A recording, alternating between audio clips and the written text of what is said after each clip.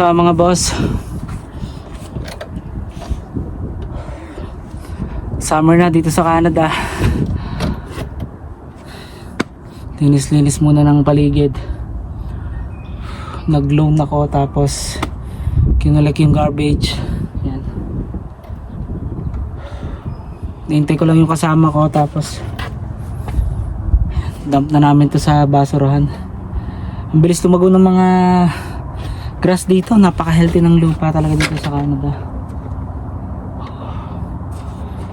Anong oras ngayon? Alauna na siguro ng hapon ngayon. Ang kaganda ng bahay dito mga boss kung makikita nyo. Puro pang mga mayayaman ng mga nakatira dito. Grabe mga bahay dito. Worth million. Sarap manirahan dito. Once na makuha ko yung PR naming mag-iina, talagang pipilitin kong makadikari ng bahay. Maganda yung place na to. Fort Saskatchewan mga boss. Tahimik.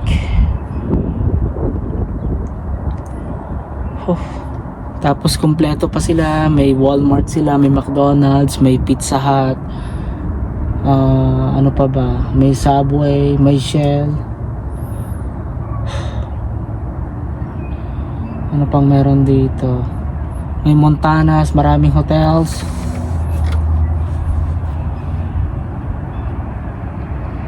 At saka meron din silang Winners. Kompleto halos andito lahat. Gandang manirahan dito. Tapos kung lang siya, half hour drive from dito to city. Napaka-peaceful ng lugar na to. Balita ko yung mga nakatira dito, puro mga nagre-range yung sahod ng from 50 and above. So kaya ganyan yung mga bahay. Alam nyo, magandang maging skilled worker talaga dito kapag nag-enroll ka sa mga trade school mga boss. Tapos nakagraduate ka after 6 months, syempre may certificate ka, yan pwede ka nang magtrabaho kapag na-qualify ka. Ang laki ng sinasahod dito mga boss. Ang ganda ng mga trabaho nyo dito. Paghirap ng trabaho, paglaki ng sahod, diba? Sa ibang bansa baligtad, pagdali ng trabaho, paglaki ng sahod. Dito paghirap ng trabaho, paglaki ng sahod. Tsaka dito lahat pantay-pantay. Yung mga Canadian dito talagang nagtatrabaho din sila. Hindi, kasi may ko-compare ko na nag-work ako sa Middle East, sa Abu Dhabi. Pag local ka doon, yung mga Emirati, talagang hindi mo makikitang nagaganito yun. Hindi mo makikita nagre-rake, hindi mo makikitang naglilinis ang paligid nila. May kanya-kanya silang katulong. Dito naman, kahit mga Canadian talaga, nagtatrabaho sila. Talagang good sila. Mas maamos pa nga sila kasi mga foreign worker nakatulong po sa totoo lang eh. Yung iba dito sa mga oil industry, grabe sila sahod. Bumibili minsan sa amin ng ahas, pero grabe yung sahod ng mga yun. Tapos 2 weeks daw sila na work, tapos 2 weeks na pahinga. So yung within 2 weeks na yun, sumasahod sila ng nag-range ng 10 to 15,000 yung sahod nila. Laki no. Eh kung i-convert mo sa peso yun, ngayon pa naman ang palitan 45 na or 1 Canadian dollar. So ganun.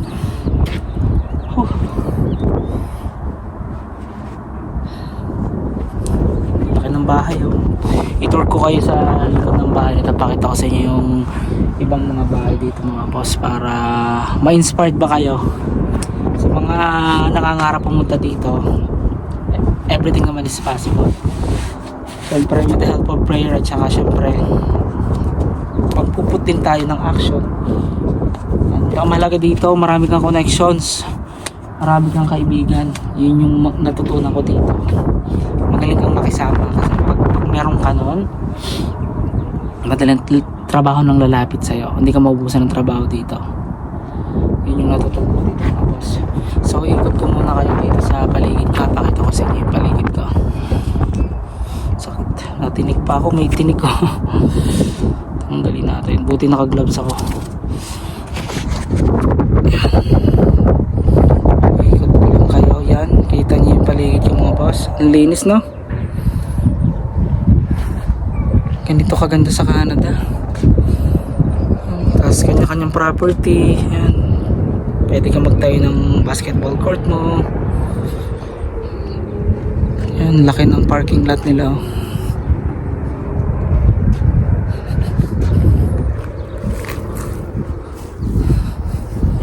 So yan yung aking nilinis. Yan. 1, 2, 3, 4, 5, 6, 7, 8, 9, 10. Naka 10 box naman ako. 10 garbage bag. Yan, madali lang naman kasi mga tuyo na yung dahon dito. Dito pag summer ang bilis talagang tumubo ng mga dahon. Ang tagal ng winter, 7 months, 8 months, tapos 6 months. Tapos pag nag-summer ang bilis yung tumubo ng mga damo dito. Yan, kita niyo mga bahay mga boss. Malalaki no. Ikot ko kayo dito. So yan yung aking paligid ngayon.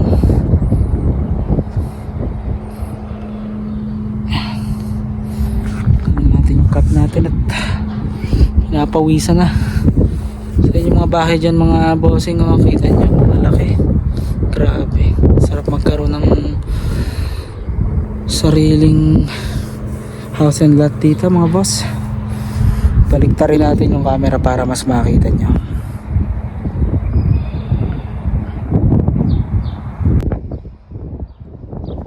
So ayan boss yung mga kapitbahay dito. May sarili silang playground para sa mga anak nila. Nilalagyan lang nila ng barrier yan kung hanggang saan yung kanilang mga property. Kita nyo dito boss, grabe. May inspired ka talagang magtrabaho dito pagpayaman. Kita nyo naman oh, may pine tree pa. Living the dream dito mga boss. Kita nyo yung mga bahay. Yan, ang gaganda no. Grabe oh. Mga mayayaman dito yan sa Canada. Ito yung property nito, grabe oh. Diba? Laki no. Grabe.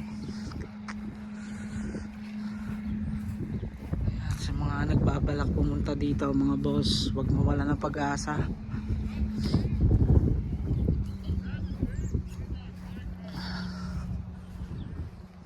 Habang may buhay may pag-asa. Ayan. Ako hinihintay ko na lang yung mag-ina ko. 3 weeks from now padating na sila. So yan, I hope na ma-inspired kayo sa kwento ko at may natututunan kayo sa mga pinagsasasabi ko dito. Pagdating nila magba-vlogs kami ng marami. Kumuha na ako ng sasakyan, nakita niyo naman sa mga previous vlogs ko. Hindi ko palang na-detail sa inyo yung component ng sasakyan pero i-update ko kayo mga boss.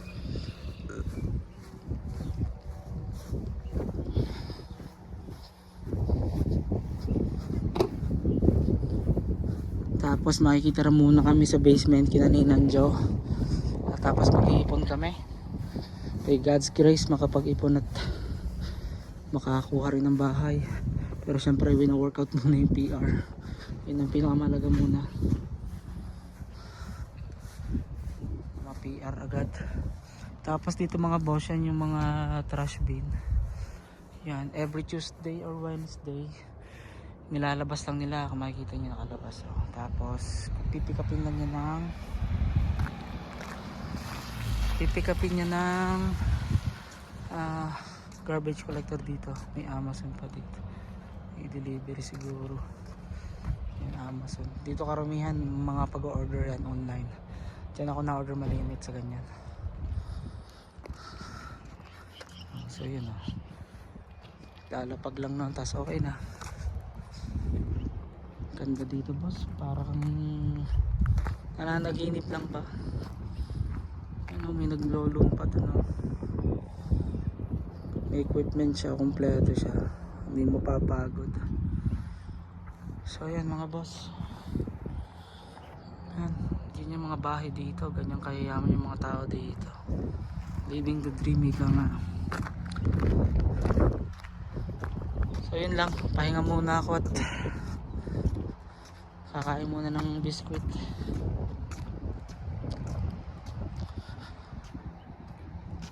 Tapos dapat may driving kami ngayon ni Ninong, no? Pero hindi ko alam kung magagawa ko kasi kakarush ko rin yung sasakyan. Kagabi kasi umulan around 10 PM. So yun, buti hindi ko nakarush, madumi ulit yung sasakyan. Eh wala akong parking area sa aking pwesto kasi dalawa na yung sasakyan doon. So nasa labas yung sasakyan ko. Ayun, kaya yun, kakarush ko na lang. Ganda dito boss, oh. Parang naginip lang talaga. Grabe, sarap mabuhay dito. Paka peaceful, tapos lahat provided ng Canada. Pag may anak ka dito, may allowance sila every month. Tapos may tax refund ka pang nakukuha, healthcare benefits. Kaya maganda dito. Talagang maraming nangangarap makarating dito kasi talagang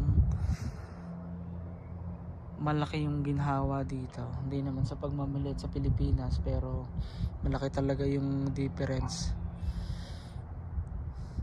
Dito, yung trabaho mo ang katumbas ng oras mo, dollar. Talagang kung magaling ka lang mag-ipon, makakapag-ipon ka talaga mga boss. Dito may mga Pilipino may 2 bahay, 3 bahay dito, nagpaparenta. Yan, mga asensado ng mga ibang Pilipino dito. Talagang napakaganda rin talaga dito mabuhay. So yun lang boss, kakain muna ako. Update ko na ulit kayo sa mga susunod ko pang vlogs. Thank you so much for always watching my vlogs. And paki-like and subscribe na rin ako. At kung nagustuhan nyo itong vlog na to, mag-comment naman kayo para sa mga susunod ko pang vlogs. So yun lang mga bossing, salamat ng marami. God bless you all.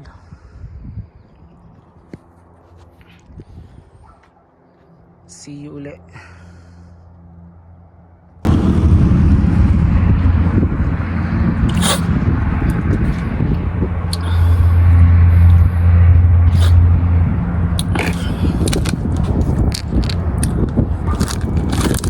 Kain muna tayo ng biscuit.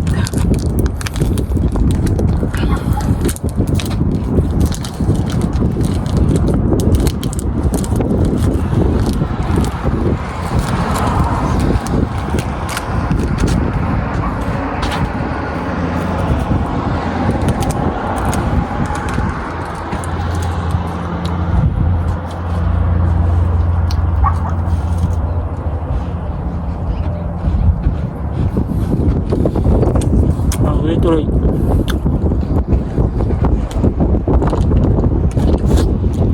Pandagdag energy. Medyo nakakapanghina yung init eh. Nakaka-dehydrate.